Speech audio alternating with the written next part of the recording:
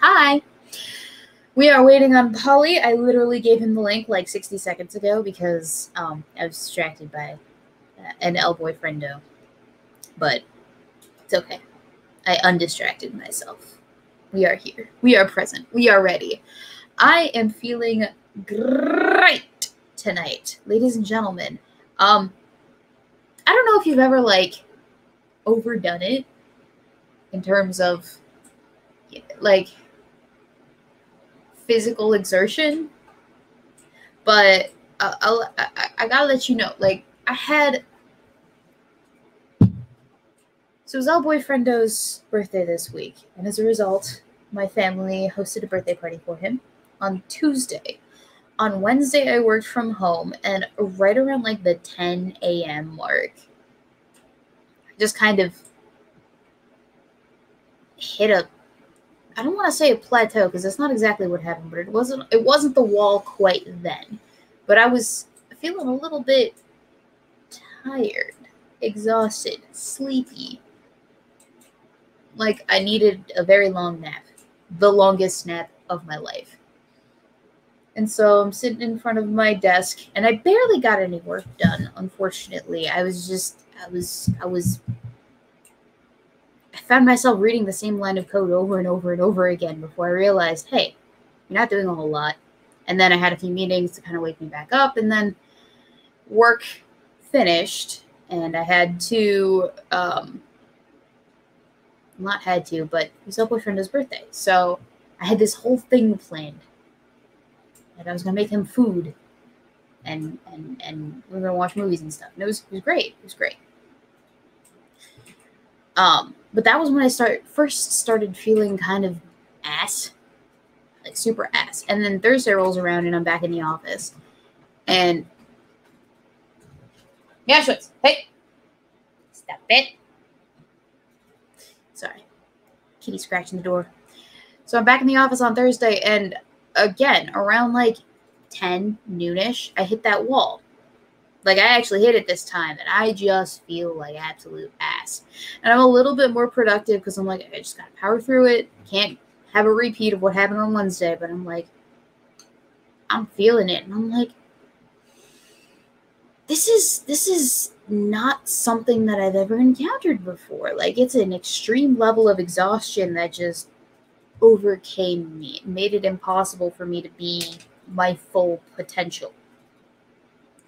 And then, work ends, and it's the longest, like, 3 hours of my life until I get off of work. I get off of work, and I go to the car, and I go, babe, I need you to drive to CVS and get all of this shit. So I felt like I had a fever. I felt like I was dying. I felt like, something was wrong. I don't have a fever. We got a thermometer, it checked. Didn't have a fever. Nothing was wrong with me. I was just tired. Very, very, very tired. So we got home. He made me soup. And then I just spent the rest of the evening lying down on the couch, in and out of sleep, watching randomness. And then Friday, same deal, except this time, and that's the reason why we didn't do side quests, because too many people were just me specifically. And I was like, I can't do anything today. So I went to bed when I got home at 5. And I didn't wake up again until, I want to say, around 8 o'clock the next morning. So I slept good. Well, I did wake up a few times. I woke up to grab some food and then went back to bed. And then I was kind of in and out. And then I had some hot cocoa. And that knocked me the fuck out for the rest of the evening. So I was down. I was down for like, I don't want to say a whole 3 days because it wasn't exactly 3 days, but I was just feeling it, Mr. Krabs. And I guess the moral of the story is Weebo time came a little too late. Because remember last week, I think it was on the show that I scheduled like 6-hour blocks of time for just me, to do me, to relax and enjoy me. And honestly, it probably should have happened a lot sooner because it's been, what, like 10, 12 months now that I've been burning the candle at both ends, my dad is fond of saying. And what that means is that essentially you're overexerting yourself. You're not giving yourself the proper rest and relaxation that you need to. And as a result, you're going to crash. And I did that. I think I hit my wall this week. So that put a damper on my plans this weekend because what I wanted to do Thursday and Friday evening, I ended up having to make up for yesterday and today. And what I wanted to do yesterday and today was a lot more preparation for the video that's coming out next weekend. So I'm on a crunchier time schedule than I was on, creating more stress for myself than I initially thought I would have as a result of me hitting a wall. So you see how this is just like a vicious feedback loop of Anyway, I need to get better about me time. Honestly, that's the moral of the story here is I need to relax more. And I need to be less on top of everything. I need to be kinder to myself. Morrison Johnson asks, you exercising, Weebo? Yeah, actually, I have been. I worked out for an hour and a half yesterday, and then I worked out for 2 hours today. And that's how I know that I'm out of my funk, because I felt energy enough to go to the gym for that long and do what I wanted. I did the Stairmaster for like a half an hour straight both days, and I feel great still. Hopefully this maintains throughout the rest of the week coming up. I don't know. We'll see. Maybe it has something to do with work. Maybe I need to like spice it up when I get to work too a little bit, because I did just have that software release that I did, like my first ever big software project released to the whole company, well, our plant. And that was slightly stressful, but also very exhilarating, I will say. Anyway, so that was my week, or half of my week at the very least. And I feel kind of bad, but I also feel like it was necessary and it was bound to happen at some point anyway. Unfortunately. But yeah, that's where we're at. And like I said, I was fucking dead to the world. A solid 10 hours. 10 hours, according to my watch, of sleep that I got. From 5 o'clock to 8 o'clock the next morning. Just.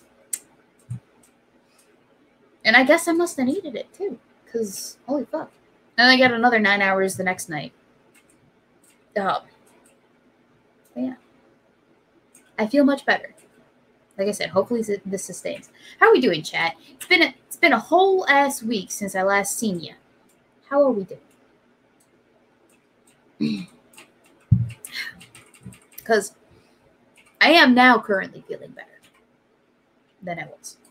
Hello, Lion Patriots. He reamed me out 2 days ago when I mentioned that I'd hit a wall. I think Lion knew that it was coming because I've talked about it in length in the Discord. The shenanigans that I put myself through. It's my own fault, really. I don't know how to chill.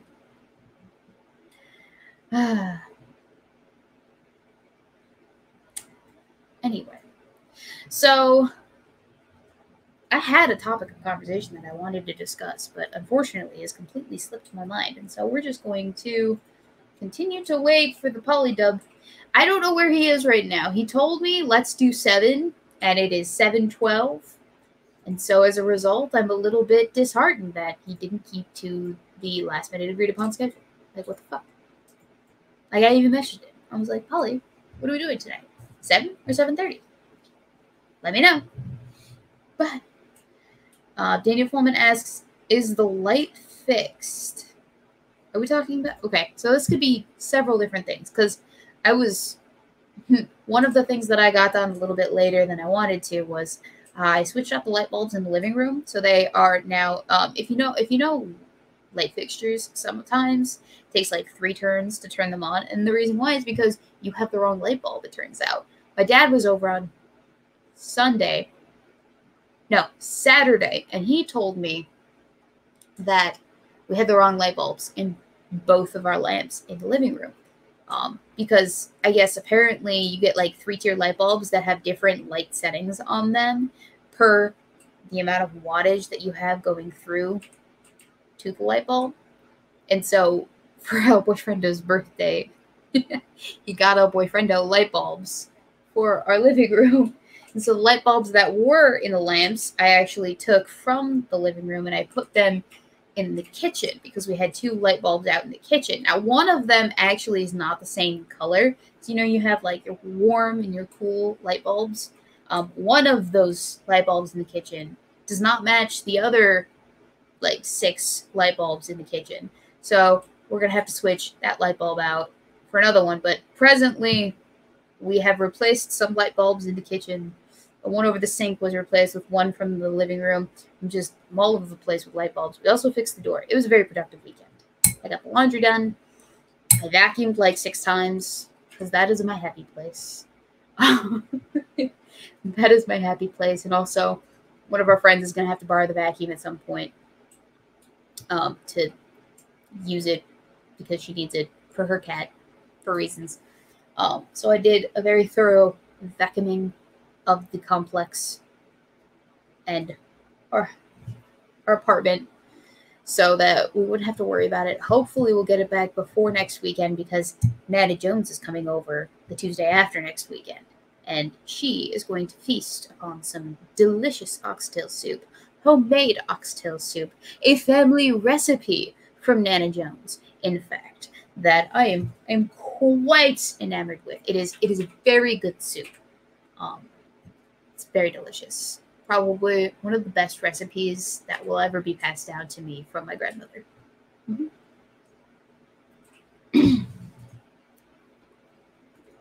Oh, Daniel Fulman asks, I meant the light with water pouring out of it, the bathroom light. That one, yes. So that was a Wednesday issue. I completely almost forgotten about the bathroom light with water pouring out of it. So for those of you who are unaware, let me pull out the video because I feel like you need an idea, like a representation of exactly what transpired on Wednesday. Because, well, it would be helpful, would it not? So, let's broadcast. So this is my bathroom. And you can kind of see that there's water dripping out of the bathroom light right up there. It was a lot more of a flow earlier on in the day when it was fresh, when it first occurred. I initially thought it was actually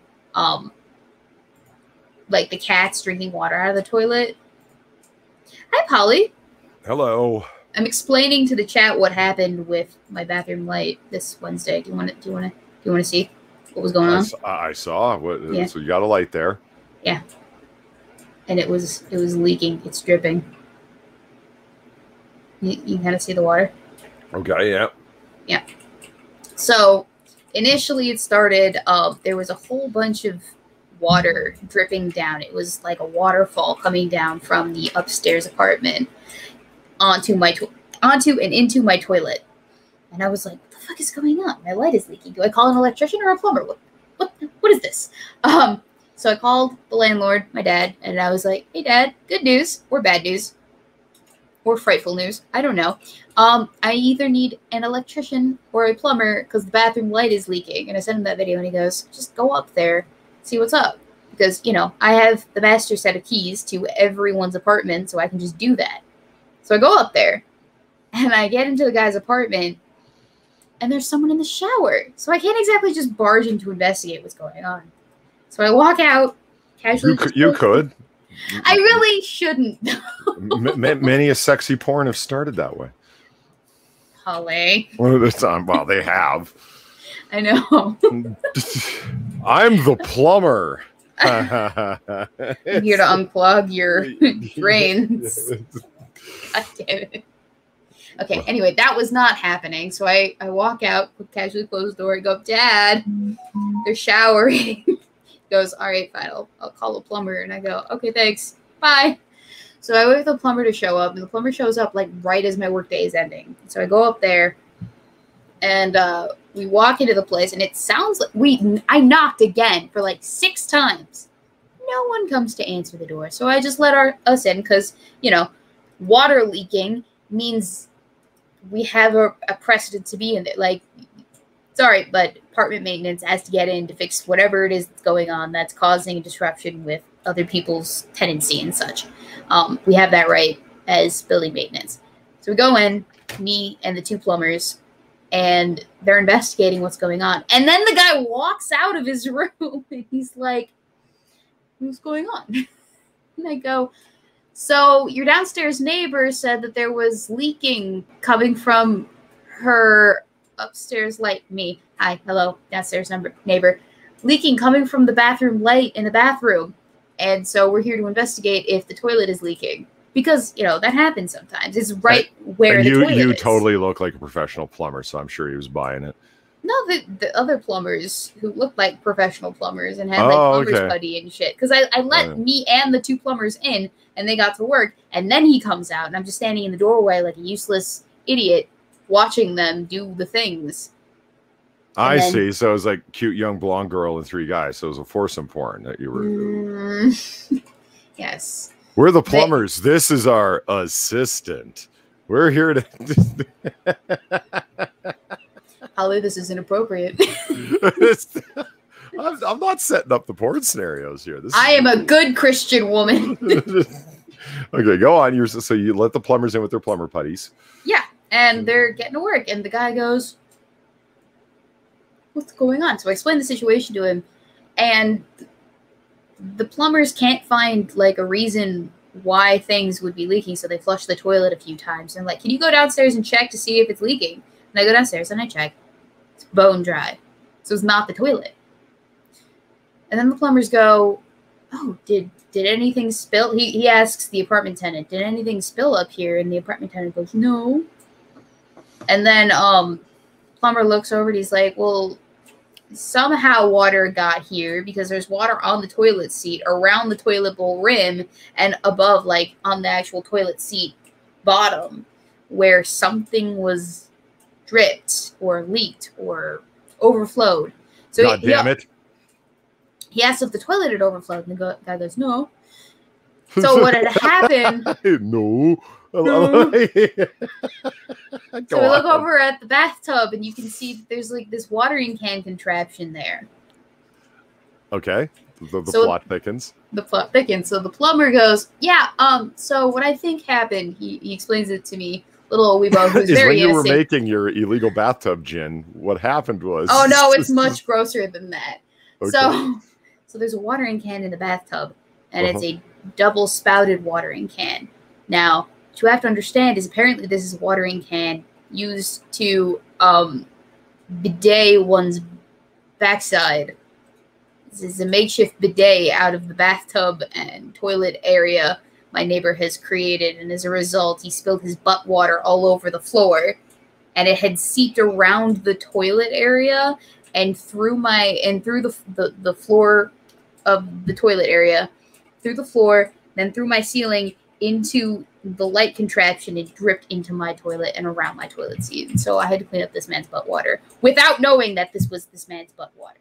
This was butt wash water. Yeah, that's pretty rough. Yeah. So they reseated the toilet because it was old and needed it anyway, and then they they sealed the rim around the toilet where it sits on the tile floor, so that piping's gonna need some caulking. Yeah, so that if the guy spills his butt water again, it's not gonna leak into or around the toilet area and seep into the downstairs apartment. Merciful, thank God's there. But I'm not kidding. This was not a like drip of water that you saw in the video. Initially, it was a waterfall cascade of water directly into my toilet and onto my toilet seat. So this man was cleaning his ass squeaky clean. Well, okay, you can't blame him for hygiene. I don't know about the contraption he had developed, but I can't. But I can blame him for not being like freaking neat about it. Yeah, there was just water flying fucking everywhere, apparently. Fucking yes. Could he not step into the bathtub to do this? That's where I thought, like, it would make sense to do this, but I guess not. Like, what kind of The watering can was in the bathtub. It was inside of the bathtub. So why did he have to step out of the bathtub to wash his ass? Unless he's like, oh, I'm not getting my bathtub floor dirty with my butt water. No, I'll just do it over the toilet. And as a result, he missed the mark completely. Rough shot everywhere. Wow. Yeah, that's a hell of a story. That was my Wednesday. So we did end up fixing the light. It's no longer dripping. Merciful, thank God's there. See, this explains actually something in my life. What? Why? You're not washing your ass enough? Well, I want one of them Japanese toilets. See, Marcin just brought it up. Recommend you get a Japanese toilet. See, those Japanese toilets are luxurious. They even have heated seats, you know. Someday, when I have my own place of, mortgaging and ownership, then I will get one of those fancy Japanese toilet. But I am not spending that much money on a new toilet for an apartment complex that will be moving out of in 2 to 3 years. Depending on the fixture that's on the shower head, this is completely dependent on the fixture on the shower head. Sometimes it's a semi-universal or universal attachment, right? So you could take, if it's a rental apartment, you don't want to make any permanent changes, and you don't want to leave good stuff for the next person. You know what I mean? Mm-hmm. But you can go buy a detachable shower head that has like adjustable settings and whatnot. Like, okay, so you want a bidet and you're willing to stand with a watering can in this whole arrangement where there's water's fucking flying everywhere. You can just have a detachable shower head for after you've gone to the bathroom to just step into the tub and you've got a detachable shower head with adjustable settings. Why didn't you just do that? Assuming that there was a universal attachment on the fixture. There is. You can. Is there? Okay, well, there you go. Yeah, Lay down the $75, buddy. Like, what the I actually helped the other neighbor that I have, the one that had the apartment where the dead guy was when we first moved in. The tenant right after the dead guy, I helped him install a new shower head too. So I know that it can be done. It was a detachable shower head too. So it was like, yeah, why not just buy one? You know you're going to be cleaning your ass this way, oh so very much. The only reason I could think of as to why it wasn't in the bathtub or why he wouldn't go that far to do the thing that he knows that he's going to do with his ass is because he doesn't want to. It came out wrong. I know what you mean. It's just go on. I'm listening. Is because he doesn't want to get the inside of his bathtub all assy and stuff. Well, oh come on! You will anyway, though. Like, I mean, like, that's not a good concern on his part. That's the only reason I can think of, and it's a stupid reason, but it's literally the only one that I can think of as to why he needed to step out of the shower to wash his ass. Like, unless you have a better reason for why this transpired the way that it did, I'm all ears. Hopefully, it was a different explanation. But yes, R.I.P. dead neighbor guy. Rip. Apparently, Gil Cotto sat on a borderline flaming hot grill element in Korea. Well, don't do that. Well, they couldn't figure out the settings, and he had it set on broil. That is what we call a roast butt. That sucks. Man. Yeah. So, Polly, how you doing? You heard my ass water story. Let me ask you a question. Is your dad like my dad? It's like 5 minutes before the show starts to get a call from my dad, right? And he's like, so let me ask you this much more the way he starts his conversations. And I'm like, okay, well, I got a Zoom call because, like, my dad's a boomer. Naturally, yeah. Right. So I can't like, I've got a YouTube stream starting. So I'm like, I got a Zoom call. That he gets, right? Yeah. And he's done many a Zoom call in his life. So he's like, oh, okay. It's starting in 5 minutes. So it's like, I can call you back afterwards, that kind of thing. He goes, no, this will be real quick. Do you have a dad like that? When you know it won't be right quick and you want to believe him because he's your dad, but you also know this man. So you've just described the entirety of my family in a social setting where we're supposed to be saying goodbye. A Weebo Jones, a Jones family goodbye is more of a long-winded, grand soliloquying exit from the party wherein you have to say goodbye to each and every individual person. It has to be heartfelt, and it has to be like a double kiss on each cheek and a big hug, and then another one, and then, oh yes, I will remember to do the thing that you asked me to do. In addition to, I will also call this other extended family member that was not able to make it, etc., etc. It's like you're having a whole goodbye dialogue with the person, and then you leave. And so goodbyes usually take about a half an hour at least. My dad, however, is not that way over the phone. He's very short to the point, and he's like, I don't like talking on the phone because the connection is always crap, and I can never hear right, so I'll just talk to you in person when I see you next. Gotcha. Mm-hmm. So he's very straight and to the point, unless it is a scheduled, long conversation where he's got time and I've got time, and we're both just, updating each other on our lives. That happens maybe once a month, though. But yeah, my dad respects my time. Thank God. Yeah, well, it's turned into it. That's why I'm late, because it's like, all right, remember that Zoom call I said? He goes, oh, absolutely. So, and then continues on at this point. It's like, gotta go. For fuck's sake. Zed, you're going to see them next week, right? Yeah, I see most of those family members on a weekly basis. Yet every single time we say goodbye, it's a long, heartfelt thing. Oh, for fuck's sake. All of the information. It's nice. I appreciate that my family likes me enough to, want to have conversations with me. It's just they have crappy timing. You okay? Yeah, I triple scheduled things tonight. Literally how? Following this and going over to a lady friend's house, and I thought I forgot that I also told buddy guy friend that we were going to be a little while back, like last week. Okay, you know what? This is his fault. I'm not taking the blame for this. Now I'm recalling it. I said, hit me up before Sunday, and we'll get it all straightened up. And in the meantime, a lady friend suggested to come over. So I was able to confirm with said lady before said bro. So, hey. Yeah. Now I know I'm going to get the required bros before hoes, blah, blah, blah. But no, fuck the bros. No, I will not be fucking the bros. No. Don't they understand that they are essentially wingmen in this instance? Like, well, if you're a woman, of course you're taking that side. But aren't you also taking that side? I'm taking the side that you, of all people, should appreciate the schedule above all else. Yeah. Am I right? If you were valuing the schedule, you would not have triple booked yourself. Yeah, I didn't have a schedule at all. I just don't bullshit me, Polydub. It's called living in the moment. It's an inspired lifestyle. And this is the result. No, not at all. Because we had never confirmed a date. So what was I going to put in the schedule? Tentative potential something or other? Yes, actually. Did you?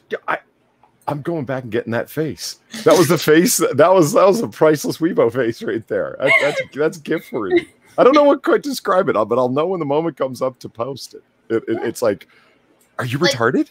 Like, do you never hit people up back when, like, okay, so okay, we've all had the conversation of, yeah, I'll get back to you on that about a potential date in the future of like getting together to do something, but you haven't confirmed it because you do have to, assess the rest of your life shenanigans. Do you not return back to that person or make a note of returning back to that person and confirming the appointment or the tentative appointment schedule that you guys were making? Like, do you not do that? Weebo, you're basically, I realize this isn't how you see it, but you're basically asking me to conform to your OCD neuroses. And that's not just, no. Wow. And Daniel Fullman asks, is Polly schedule also color coded? No. Polly no, not at all. Schedule. I do have a schedule. I do have a schedule. It's just, it's got things in there like dentist appointment. Otherwise, I'm not going to forget. Otherwise, I might forget, and that'll cost me money. Yes. that I don't have, like in a big way. Yeah. Is that your Sinatra ding ding ding bell? No, that was me accidentally knocking my glass of my ring. Listen to me, ping ping ping my drink with my promise ring. I'm not trying to brag about it. It's just what happened. You asked. No. Everyone caught this, the unconscious need to like, oh yeah, guess who's not single? This lady.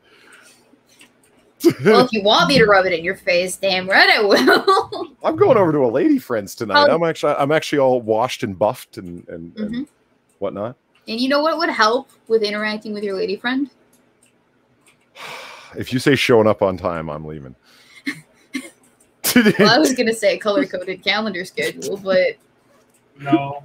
No, see, there we go. We got. Don't listen to him. He's only been in a long-term and long-distance relationship for the last 7 years. He doesn't know what he's talking about. I love you. Fucking insane person. I'm not insane. Has the schedule ever wronged you? I don't look at the schedule. I'm going to say yes. That it's a cudgel. I picture you've got like a box on your wall with breakable glass, and there's like a written schedule on the inside of it, and it's break glass in need of harassment. Crash when you need to like cudgel your man with it. You know, if you asked him, that's exactly how he phrased it. Probably. Then why are you here, Polly? Well, I've got all the time. She doesn't. She's just getting off of her work and is going to go home and got freshen up. Yeah, get herself washed and buffed as I am now. I've got plenty of time for cocktail hour. It's all good. You washed and buffed? Mm-hmm. Isn't she a lucky lady? Yeah, I already said that. I washed and buffed. Washed and buffed. You can't be showing up looking like you just rolled out of bed. Brush your teeth? Of course. Babe, you brush your teeth?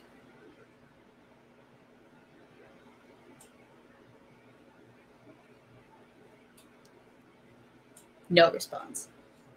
Polly would be married with 4 kids if he showed up on time once. Just once. Oh, yeah, that's a super chat, too. I should probably let you read that one.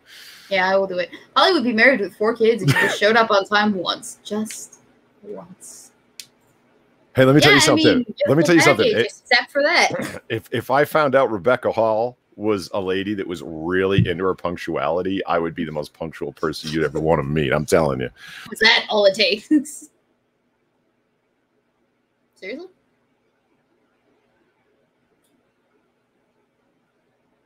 Polly. I think Polly died. Well, ladies and gentlemen, while Polydub has perished, unfortunately, let me show you. Babe, is your leg available for viewing? Yes. Make the chat view it. Ever so daintily, your toe. Just the tip. Just the tip. Oh no, the fan is blocking the foot. All right, a harassing phone call just came in. Ew. No, you gotta move it on the other side. There you go. Give the audience what they really want. This is my only feet. Your only feet. There you go. All right. We've indulged the audience enough. They have to pay for the rest. Harassing phone call, you say, Polly? Yes.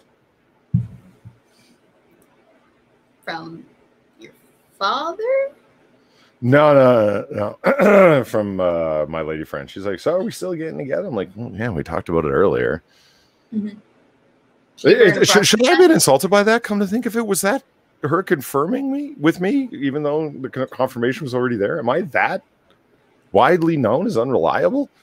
Well, I don't know how you handle things in your real life with your lady friends, but what I think,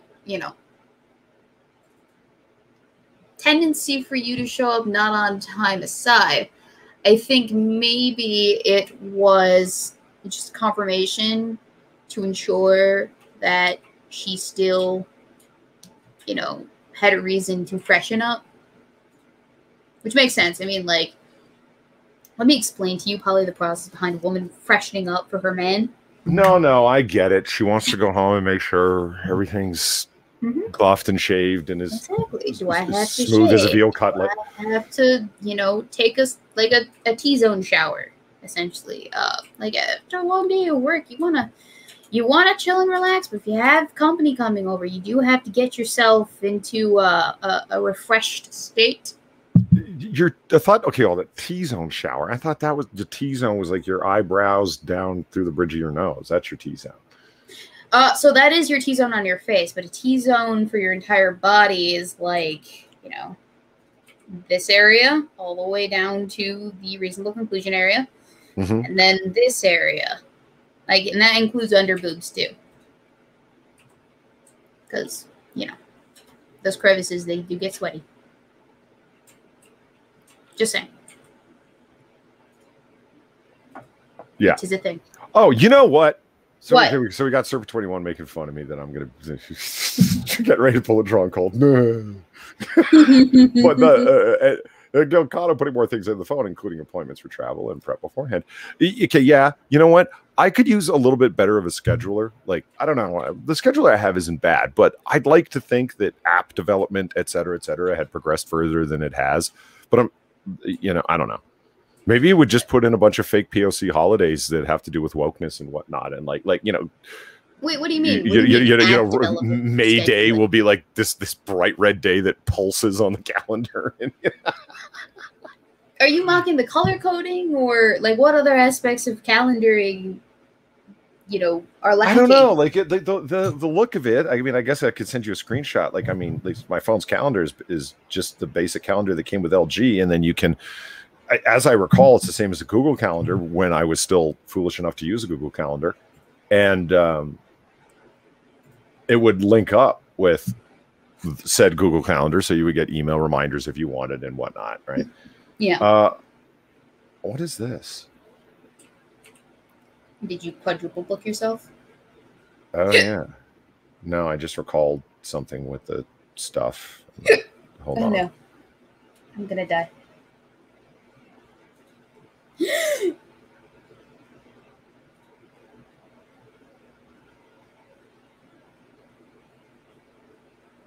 Okay. I think I'm okay. I think we're good. Okay. Okay, so everything's fine. No, everything's fine. Okay.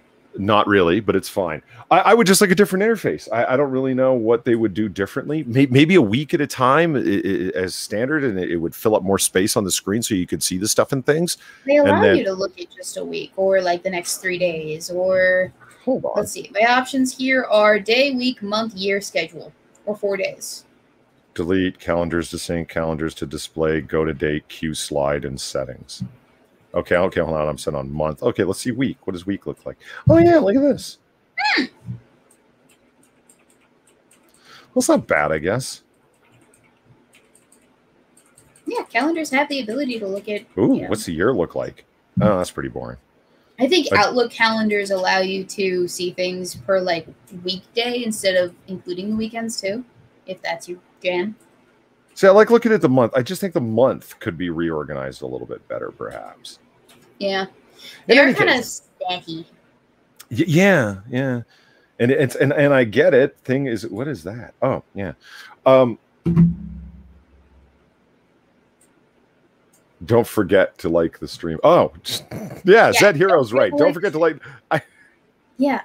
I was about to snap at Zed Hero. I read it real quick. Is don't forget the stream, and it's like because you and I are just involved in like a Discord conversation at this point, and we have totally left the point of entertaining conversation aside. It's like, hey, we're talking about how to best calendarize. That's the conversation that we're having right now. I mean, you're not wrong, Zed Hero, but you got a lot of nerve, buddy.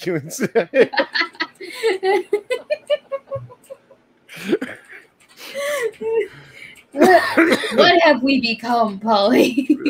We'll never be famous at this rate. What are we doing? We're not even talking about topical things anymore. We're just talking about calendaring. Well, okay, what was the other thing that I wanted? I need a new keyboard for my phone. By God, do I need a new keyboard for my phone? It is like you have a smartphone, right? It's a screen, it's touch screen. You just like a new virtual keyboard, you know. Okay. You can get different ones, you know. There's like Weebo ones that have like all kinds of like trashy emojis and. Really? Of course, yeah. If you go, you're on Android, right? Yeah. Okay, yeah. If you go to the Google Play Store and just for a noob. Wow, I thought you might be one of those Apple people. God forbid. I upgraded many moons ago, actually. No, Gokato's like keyboard for my phone. You of all people, Gokato, don't know what I mean? You know, like a virtual keyboard. You can go to Google Play and download different keyboards. Like, I wanted to try the Microsoft Swift key. It can't be worse than the Android-based one that came out of the box on my phone. Like, its autocorrect is... It's made me mad enough to throw my phone across the room. Where it's like, why did you just autocorrect that? Well, it's got nothing to do with nothing. It's like, you know, you can adjust it in settings how aggressive it is. It doesn't fucking help. Like if I showed you on like, oh, let me just, you know, cast my screen to the screen and show you what happens when I type. It is the most frustrating fucking endeavor ever. And the wild thing that I can't quite get my head around is that on standard SMS messaging, it's not nearly as frustrating, and the annoying things do not crop up as much as they do when I'm doing it on Signal. When I'm using it on Signal, it's the worst of the worst, and it's right next door to not functional. It's that bad. Who the fuck? Weebo, I'm proofreading my texts. Like I have to type out what I'm looking at and read it over and like, okay, now let me go back and correct all of this. That's not what I typed there. This isn't the like it doesn't actually show you where you got shit wrong. Is that the issue we're having here? Because that's my issue with my out of the box Android keyboard that I use. For whatever reason, it doesn't let me know when I fuck shit up. I have to actually type on the big words and go, is this the correct spelling? And then it doesn't tell me if it's wrong. It just tells me, here's another suggested version of the way that you spelled this word. But we're not going to tell you if it's right or wrong. We're just going to let you figure it out yourself. Let me try and describe the most frustrating thing that it does. Okay. Mm-hmm. You spell something wrong, or it's simply a word that's not in the dictionary. Okay. Let's say either one. Yeah. It will, along the top, you have the option of giving like 3 of the most likely choices. That come across the top of the keyboard. But when I click on the word that gets a red underline that this is a misspelling or an unknown word or whatever, okay? Like, especially if it's someone's proper name or, when I click on it, it will also give you a drop down. Every suggestion, without exception, in the drop down are not words in the English language. Really? Yeah. It's like, if that would go away, that alone, just clicking on it, and because then you click on it and then click somewhere else to get it to go away, and then select one of the 3 options, or simply retype the word. It's such a fucking painstaking process to type. And I love Signal as an app, and the problem isn't the app; it's the fucking keyboard. And Gokato suggests Gboard. Is that Google board? Because they already know. I'm not using a Google product. There's Grammarly keyboard. Is there a Grammarly keyboard? I could go with that. Let's just. I could install that, I think. Maybe. Because I downloaded Swift Key and I tried using it, and there's a whole bunch of people complaining about it, but there's a whole bunch of people complaining about every single fucking app. So what does that mean? You know what I mean? Always and forever complain about anything and all things. Mm-hmm. There, Polly. It'd be okay. Well, yeah, my problem isn't the there, or the 222. That's not the issue. Yeah, no, that's not my problem either. It's just like it doesn't even tell me that I got a word wrong. It's just straight up text, and that's part of the reason why my grammar and spelling is sucked ass online since I got the Android, is because, like, one, my sausage fingers get in the way of my own self all the fucking time, but it also doesn't tell me when shit's fucked. So I have to be even more conscious of that, and I'm just like, can't you just do what the iPhone did? And the iPhone did it for me. So that's the only downgrade that I can think of with the Android. But other than that, I'm really impressed with my Android device. Okay, so I tried installing Grammarly. It looks like another app is blocking access to Google Play. Turn off any apps that might be drawing over the screen and try again. What apps would be drawing over the screen? The only app I have that draws over the screen is Discord. Is Discord running? I don't know.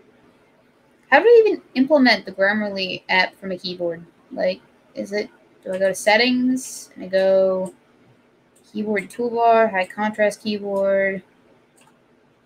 What does that mean? Yellow? I don't know what that means. Size and transparency, font size, da-da-da-da-da-da. Go away. Default keyboard, there we go. Show keyboard button. No, not that. You know, I actually have Greek installed for the alternative keyboard too. Oh, yeah? Yeah. Ooh, there we go. Grammarly may be able to collect all text you type, including personal data such as passwords and credit card information. Well, now. I don't know how I feel about that. I'm just the gonna Signal have its own language settings. It's a good. I believe when I went fucking around before, it was. Let's see. Autofill with Samsung Pass. I don't know what I'm doing. I'm gonna figure this out later because this is gonna keep me up, and it's time I could spend in my half an hour before work tomorrow talking to me. Exactly. I could just talk to you about literally anything else. Oh, I can switch to Azerbaijan. Do it. Or Burmese. Or Francais. Do all of that.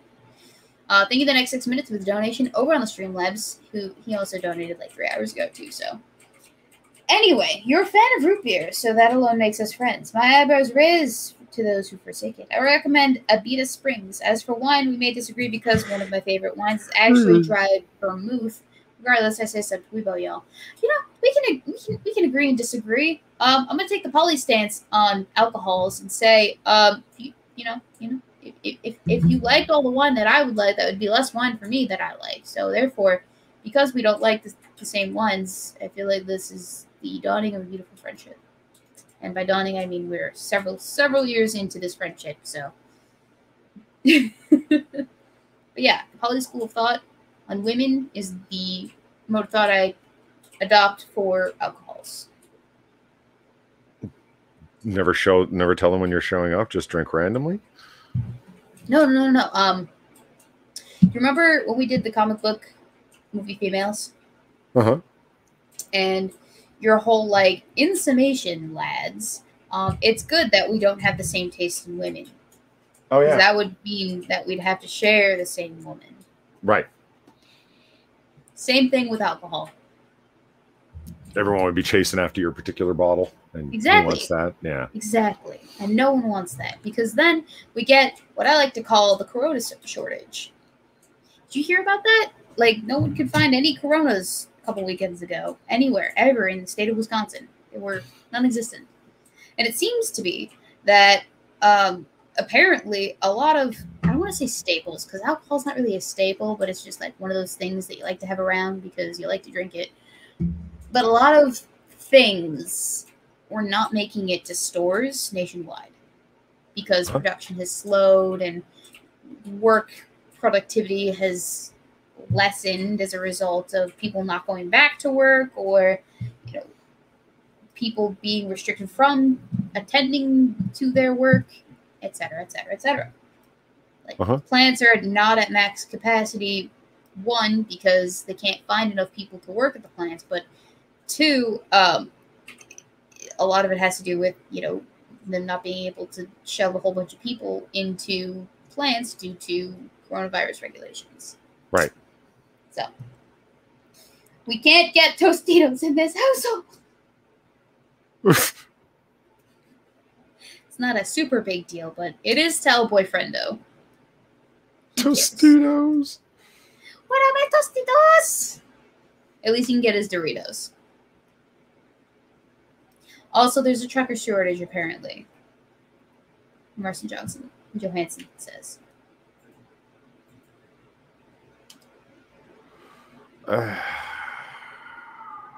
Holly, did you just sigh audibly? Why? Yeah, the coronavirus thing, man. starting to get sick of hearing about it. Well, I had done pretty well, not getting, all upsetty and whatnot. I'm sorry that I didn't mean to bring it up.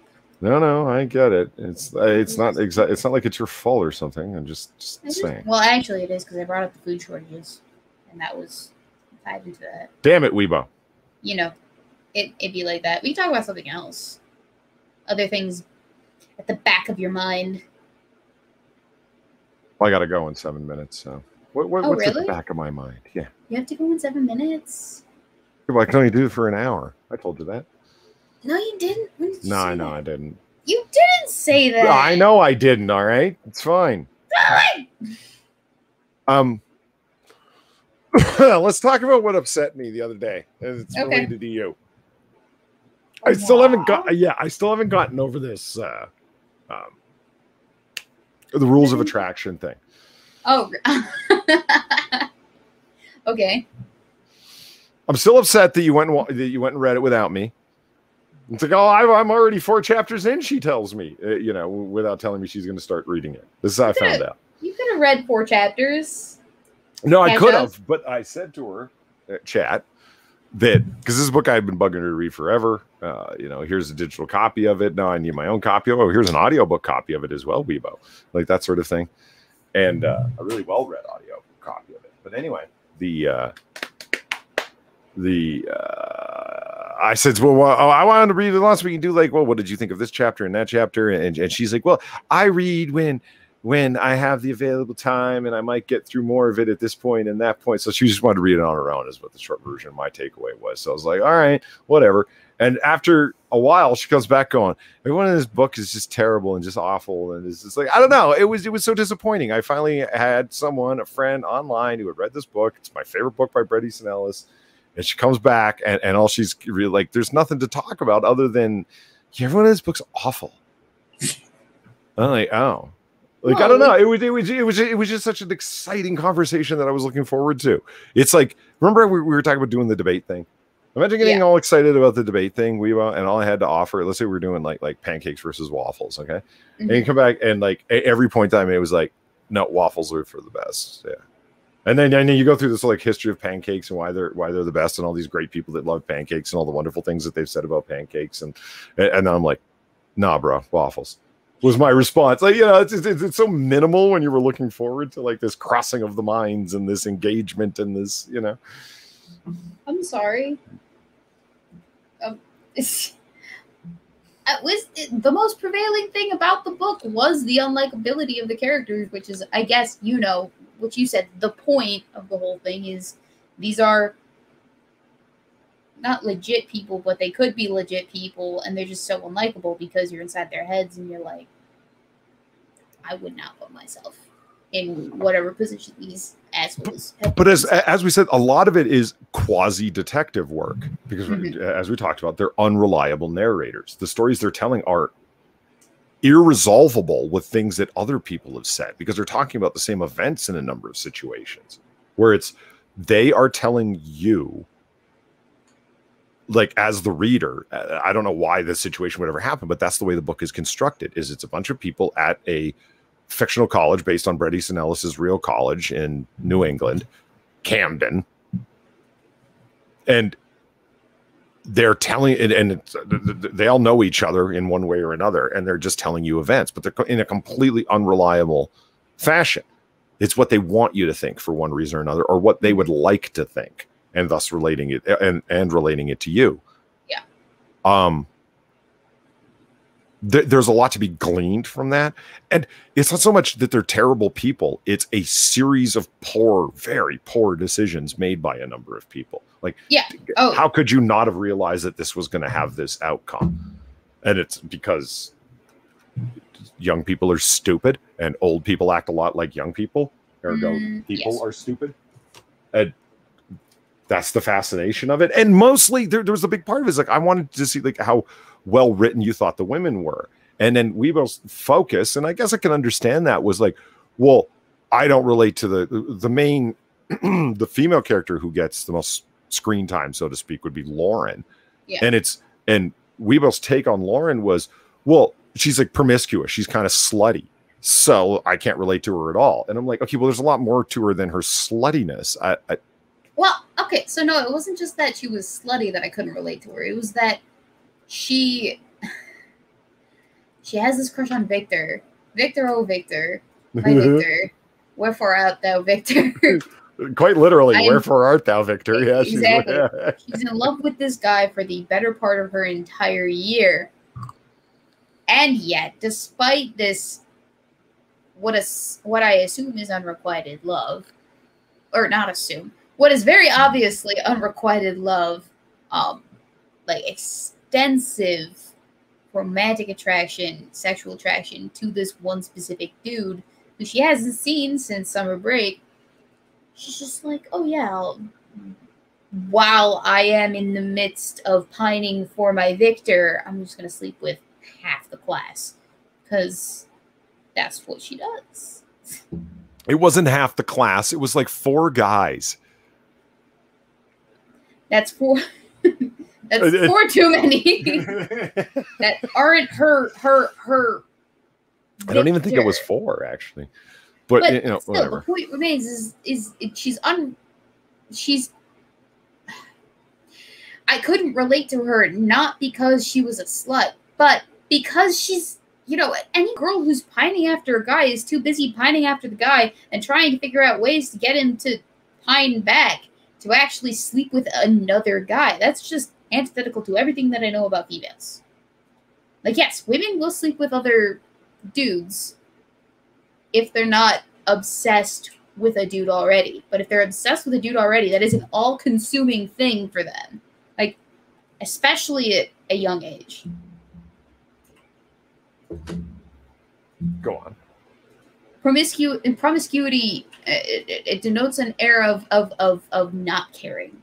It means it makes you think of a woman who just wants to get off for her own selfish purposes. And yes, of course, she wants Victor for her own selfish purposes, but it's a completely different brand of selfishness that we're made to believe she's expressing while she's pining after Victor.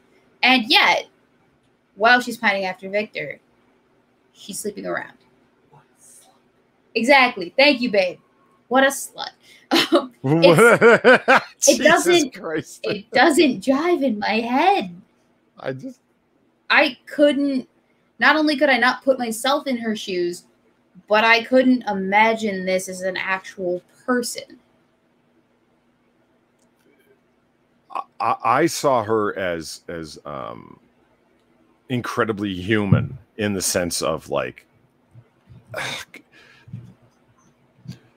She wants to think that her relationship with she's compartmentalizing a lot of things.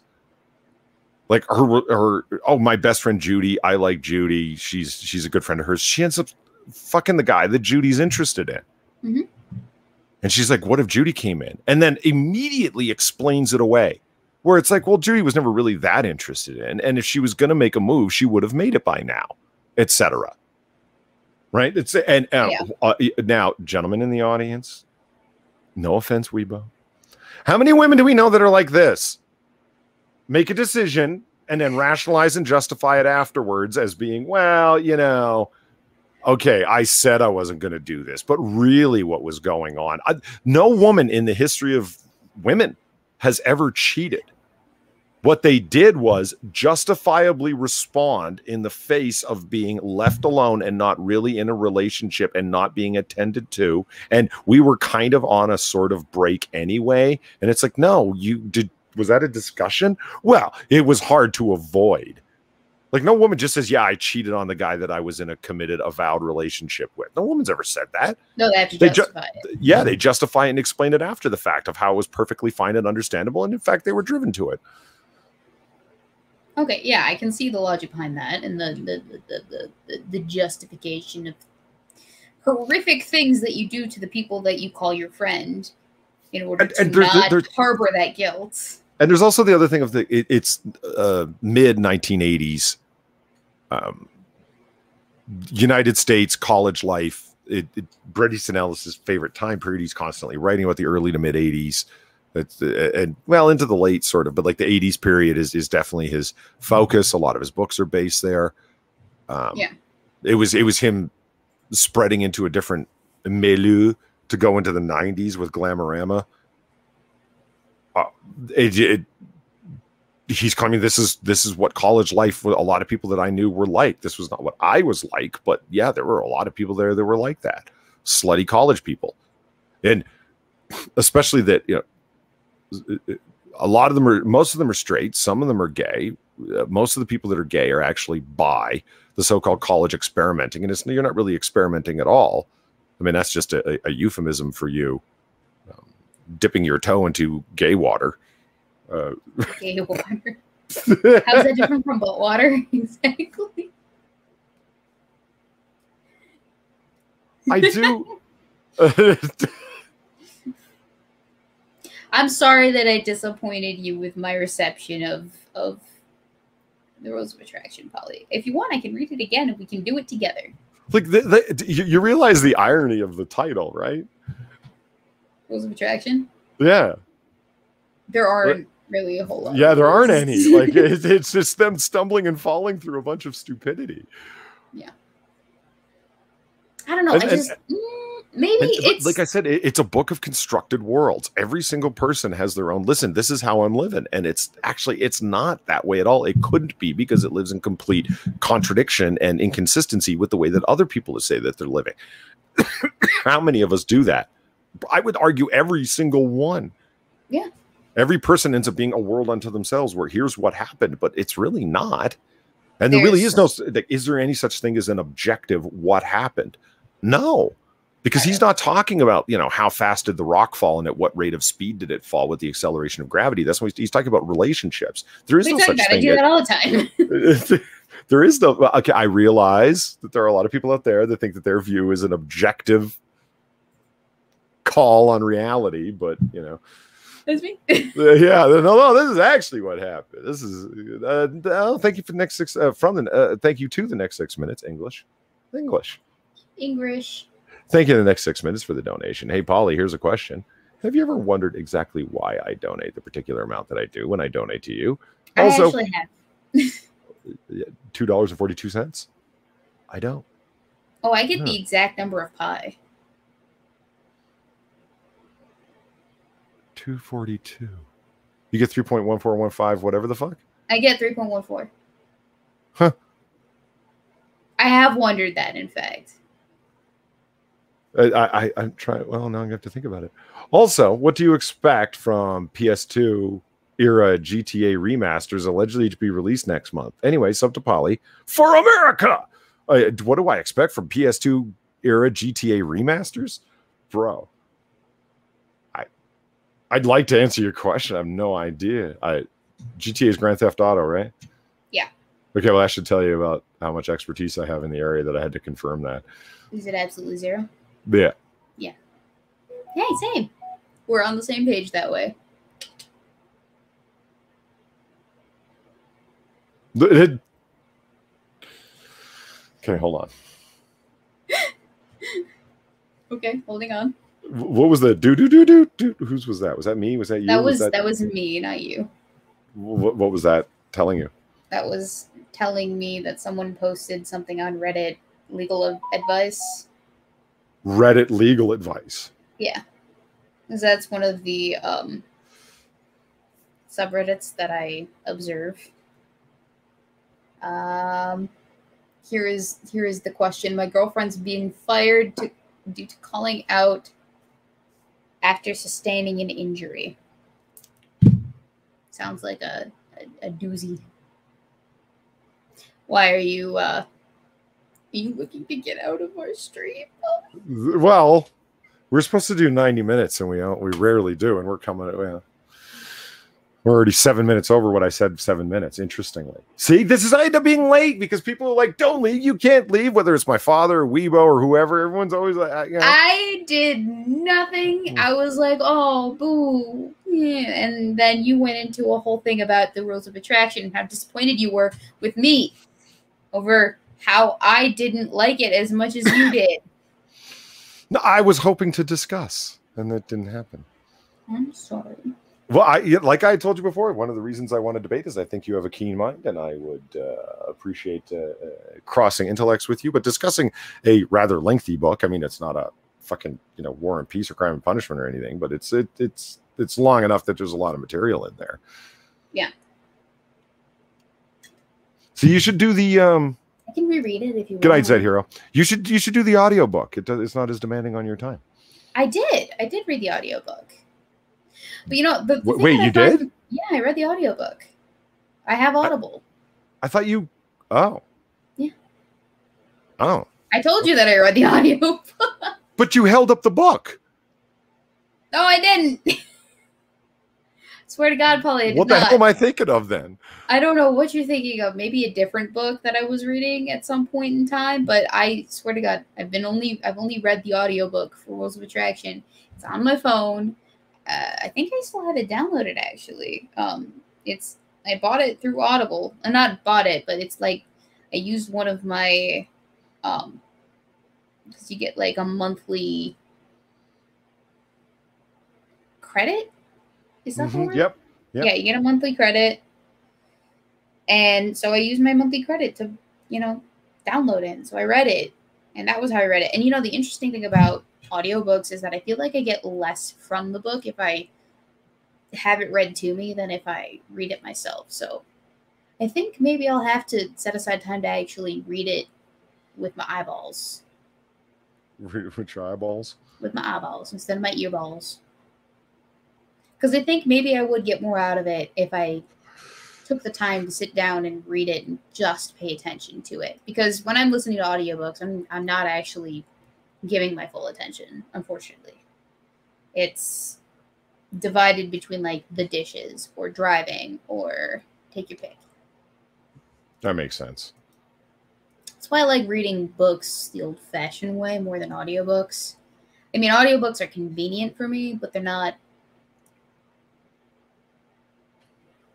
what I would call a fulfilling reading experience.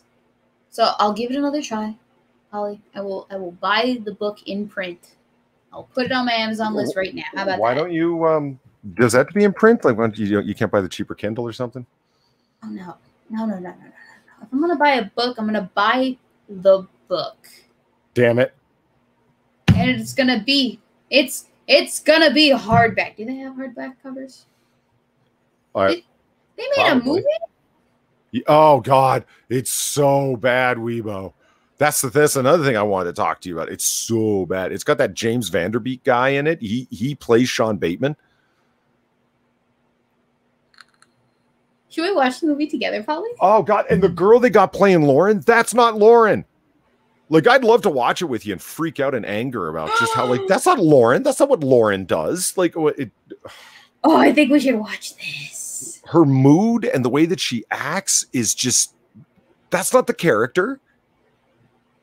The only character who's even close is Paul. Paul does a pretty good job, but they have a lot of painful. We could talk about this another time because I got to get going. But yeah, it's not bad. Do they have it in hardcover? Do you know? I'm certain it was originally printed in hardcover, but because that's the only reason I'm gonna get a book. I'm gonna get a book. It's gonna be in hardcover. Damn it! Because they last longer and they retain their value for longer, right? No, I love hardcovers. Don't get me wrong. I completely agree with this notion. Hardcover. Okay, so you're gonna hang out and hang on and talk to the people? Yeah, I'm gonna talk to the people. Yeah, Zed Hero's like, Polly, your date. Yeah, it's like, yeah, right. Yeah, Polly, go on your date. Get out of here. Yeah, all right. No, I gotta finish my. Oh, gotta put my pants on. $72 on eBay. Should I spend? See, only when it was first published, right? Like yeah, you can get hard copies, but only when they were originally published. So it's like, should I get 1987 hardcover copy of The Rules of Attraction by Bret Easton Ellis? No. Daniel Fullman says for the second time, take me on your date. You're not coming on a date. I'm no vlogger. Okay. Polly, go. All right. I will talk to you later, woman. Weebo. All right, I will. I plan to woo. Oh, I'm gonna. Make sure you brush your teeth. I already did. Make sure you wear cologne. Women love cologne. They really do. Trust me on this. I haven't put on cologne, but I'll consider it now. Put on cologne. All right. Thank me later. All right. I will. All right. Later's all. Cheers. Cheers, Polly. Good luck. All right, so ladies and gentlemen, it's just the two of you. It's just me and you. There's no two of us. There's only me. And I guess we'll just stay for the next. What's 30 minus 13? 17 minutes. There we go. Let's just hang out for the next 17 minutes. I'll talk to you, chat. You talk to me, chat. We're gonna have a gay old time, and then I get to go to bed early and wake up the ass crack of dawn. Yay me! Yeah, so I think I'm gonna end up purchasing The Rules of Attraction by Bret Easton Ellis on hardcover for like maybe not $72, but I'll definitely get like the $30 one plus $3.82 shipping and handling from eBay. Because, and here's the thing, chat, right? Books retain their value over time. They're one of those things that do retain their value over time. You can buy books galore all the livelong day. You collect books, and eventually your collection will have amassed enough wealth, or not wealth, but value that it could be valued at a pretty penny. Digital books do not accrue value, believe it or not. They are not an item, object, thingy that you can just have and attain value using. No. So you get the hardcovers because they maintain value the greatest. They are the most expensive because obviously there's more that goes into the materials for making the book than not. But also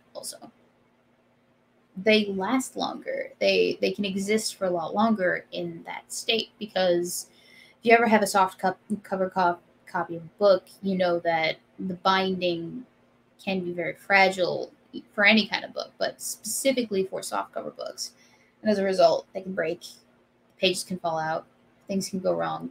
You just don't want to do it. So, as a result, you get the hardcover.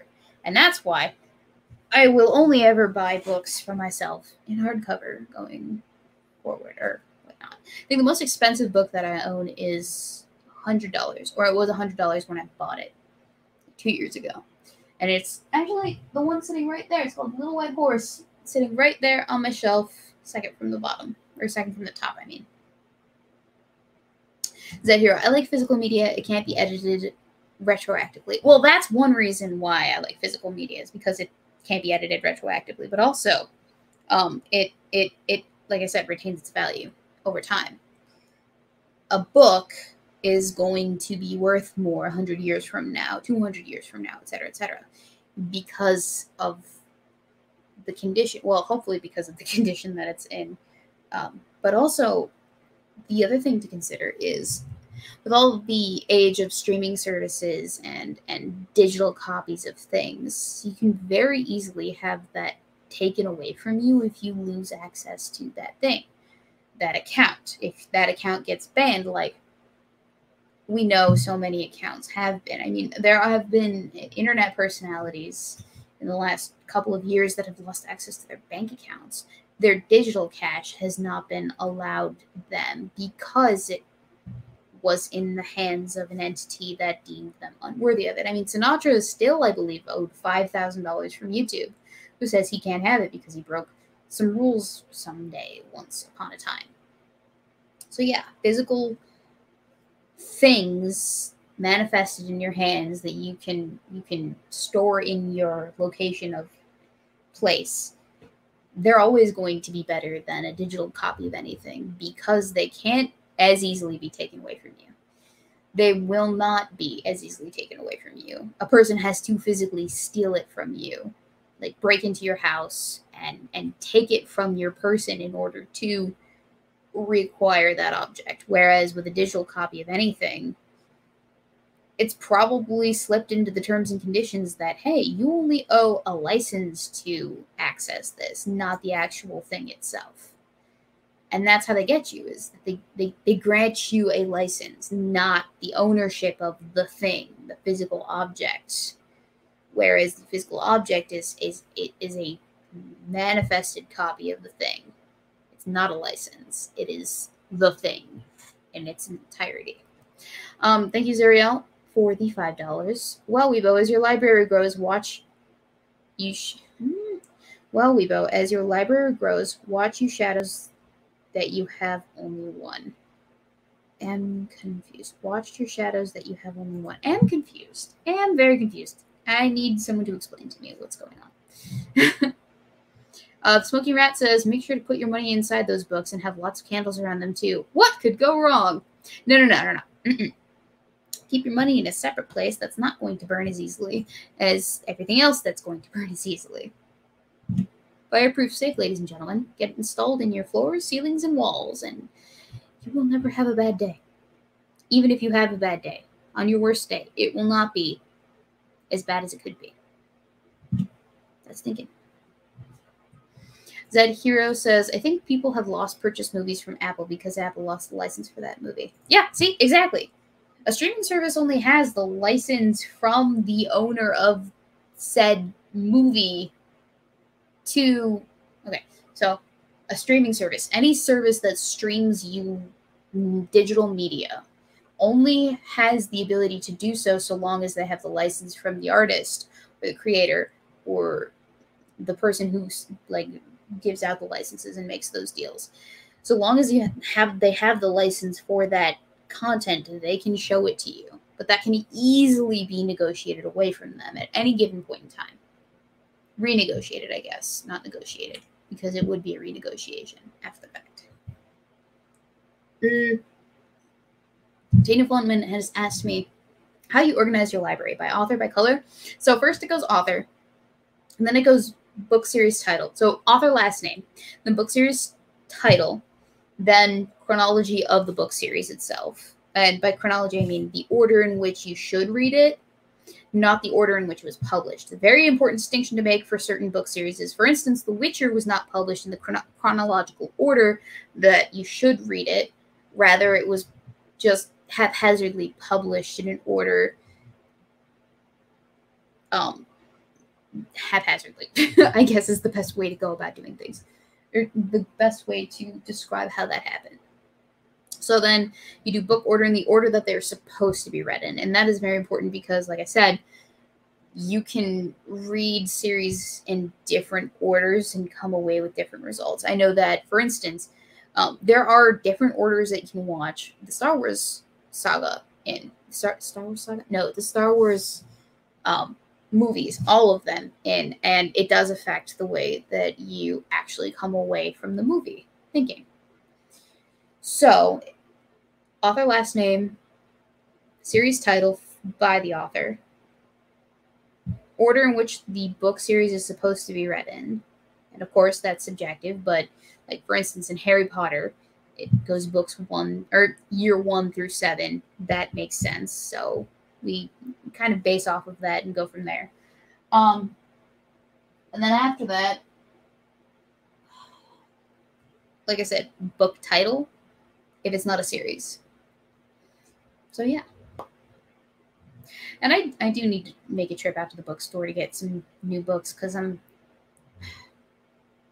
haven't read all the books on the shelf, but I want more books. But I don't have enough shelf. You see my dilemma?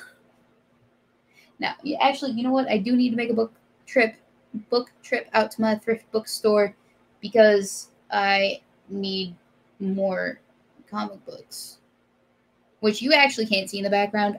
My comic books are not displayed on the bookshelf, obviously, because that would not be the same effect.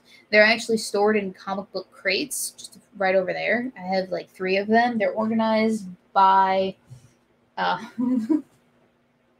organized by Nightwing, Teen Titans or Titans-related comics, and then miscellaneous. The miscellaneous one has sorted like Justice Society of America, Justice League, Starfire comics, Robin comics, amongst other things. Just comic book heroes or topics, I guess, like teens that I specifically enjoy, I think.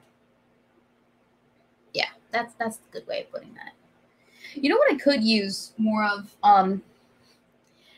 Box sets of TV series that I enjoy. So, for instance, I really enjoyed Teen Titans, so I got the complete series of the Teen Titans when they were on Cartoon Network. What I also really want to get is the original Justice League series, both Justice League and Justice League Unlimited, because I really enjoyed those as a kid, and I want my kids to grow up enjoying them as kids as well. Because I think, like, that was the golden era of cartoons, right around 1996 through to, like,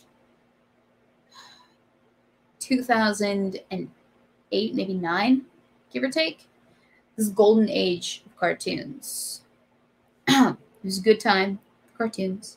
It was a good time for a lot of media, actually. In fact, and now that I'm saying that, I can't actually come up with a reasonable example of other media.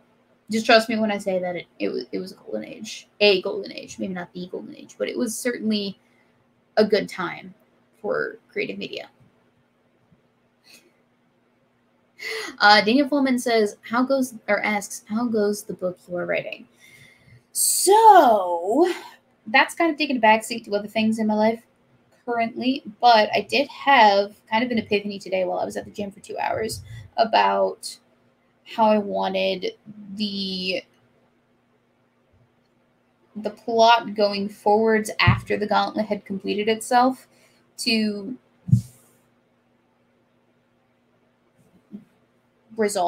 not resolve, because it doesn't really resolve. It's more so left open to, unfortunately, it's left open to sequels by uninspired creators and fanfiction authors who will eventually take my work and make it into something that it is not, a bastardization of something that it is not. But no, I'm just kidding. The third book, this is how I've been organizing it in my head, but the third book takes place after the Gauntlet, which I described as basically medieval Olympics. Kind of. But, like, more deadlier stakes. Like, people die. So after the Gauntlet takes place, there's a whole bunch of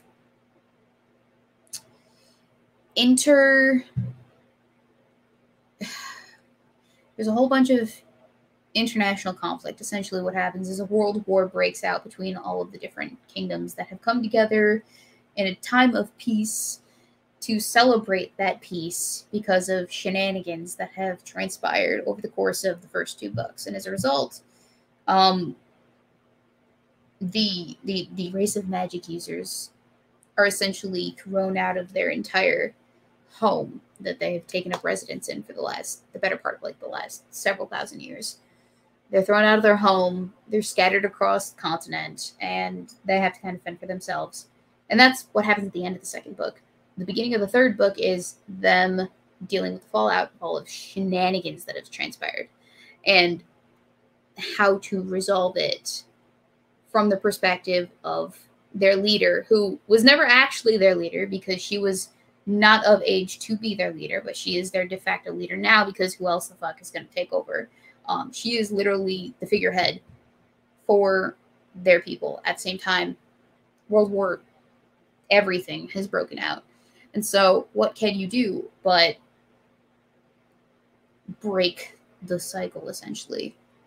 I don't want to spoil it, but I did have a massive breakthrough, and one of those breakthroughs to contribute to the central conflict of the third book is because of what happens at the end of the second book, the idea is all magic users are now, well, they were already shunned and judged harshly and treated like absolute ass when not within the boundaries of their own nation. But because they've had to spread out widely across the board, they are even more isolated. And as a result, because of their lack of strength in numbers, because they're isolated, because they are vulnerable, they are kind of genocided. Not genocided because it's not an organized effort to genocide them. It's just an unhappy circumstance of what happens because of the tensions between the races that naturally developed over the course of time. And the fact that they don't breed very actively, like they don't have a lot of kids as a race. Because that's one of the crippling things that I put on their race as a whole. All of this sounds so horrible. Why are you being such an asshole to your characters, Weebo? Because I can. Because I'm the author. But anyway, so because they're no longer centralized, because there is no longer that strength in numbers, they start to die out. Because people are killing them. Because there's always been this prejudice present in the minds of the other races. But also because they're magic channelers. Literally what they do is they have the ability to channel people's energy, chi, vitality, whatever, and do awesome and amazing things with it if given enough practice and patience and such. And so they can be used in that way as essentially conduits or manipulated into producing results. So they become essentially slaves, magic using slaves. Anyway, so that was the inspiration, the breakthrough, if you will, that I came up with while I was busy working out at the gym using the Stairmaster. And so I think it's going well. I was kind of stuck on day like 3 of the gauntlet because I'm like, well, I can't just have no one do nothing for a day. Except I can. I just don't want to. Because it takes place over the course of 18, 20 days. And 2, in order to have the results that I want in book 3, or at the end of book 2, I have to actually come up with significant narrative to support, to substantiate what transpires as a result of everything that happens in book 2. So I can't just finesse it. It's actually it has to have a legitimate reason for happening. I can't just be like, and thus there was genocide. So yeah, that's where we're at with that. The next 6 minutes asks, what wine are you having? It's white. I can tell you that. I can't remember the name of it, but it was a gift. It's very good.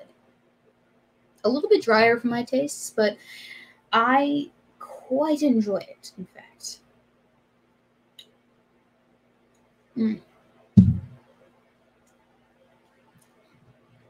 Serving 21 says, the gauntlet, will it have a bus shot with 10,000 bullets? No. It's a medieval Olympics, essentially.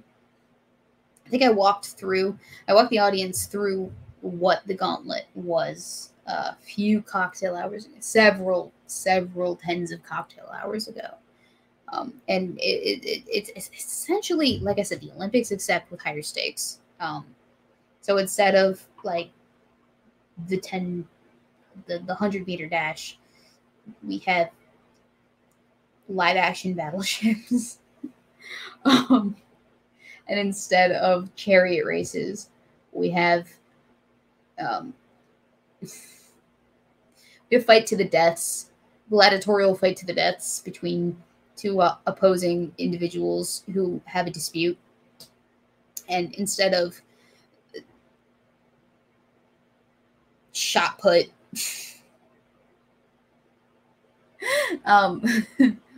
we have essentially a labyrinth that people have to find their ways out of or get eaten by a gigantic Komodo dragon. I didn't create the world to be super cute and fuzzily cuddly. Like, there are genuine atrocities that happen to people in this book. It's not for the faint of heart. I mean, one of the prevailing arcs only happens because there was cannibalism involved. And that makes me sound horrible, but it all makes sense when you put it into context. That's all that I can say about that. And it's funny, fights to the respective deaths. Actually, I should amend that. Not just fight to the death, but fight to first death. Because you have to remember that certain characters can, quote-unquote, die, but they don't stay dead because of things genetically that were passed down to them. So it's a whole thing. There's so much. There's so much. You know, I'd love to like make a trailer explaining some of the lore so that you had an idea of some of what's going on and make it like super epic. That would take a lot of work. I've been thinking about it. And I need a narrator. I need someone with a sexy voice. A sexy, deep voice to narrate. Morgan Freeman is unavailable, unfortunately. Anyway, so, ladies and gentlemen, we're at time, in fact. Well, nearly there. We're about 10 seconds away from the 90-minute mark. And I would just like to leave you off with the assurance that I will have a video out today. It's not going to be the original video that I promised patrons because I ended up deciding to switch that up in favor of something a little bit more interesting, something more closer to the heartstrings, something that I think would do people a lot of good to remember and realize and maybe noodle on for a bit. It's more topical, certainly. That's the other aspect that contributed to my decision, because originally it was going to be the death of your favorite cartoons, because that's always been a topic of great discussion is, hey guys, our cartoons are getting a reboot and it's actually horrible what they've done to my beloved cartoon. And while that is something also near and dear to my heart, that tugs on my heartstrings a great deal, I think the topic of this video would be more profound if done sooner rather than later. Not just from a channel marketing perspective, but also because the event in question is fresher. And that's all I'll say about that. It does have some true crime leanings. That gives you any indication of what direction we're going in. And it is something that I'm working on. I'm actually almost completely fully through the video, one of the aspects for this video. Not the whole video, but a video that will take a significant portion of a section of this video. There's so much to go through and so little time to go through it. Anyway, I want to say I'm looking forward to posting it. I'm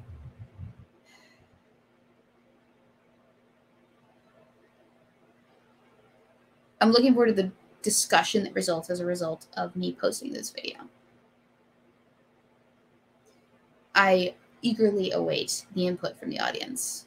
That's going to be the reception for this video. Because I do think it needs to be talked about. I do think that it needs to be discussed, and I do think that it's important if we're going to go forward. Anyway, that's that. Last question from Dana Fullman. What will your photo on the back of the book look like? Like the Nameless Thief? I don't know. I haven't thought that far ahead. I don't even know what my pen name will be. That's another thing that I have to decide.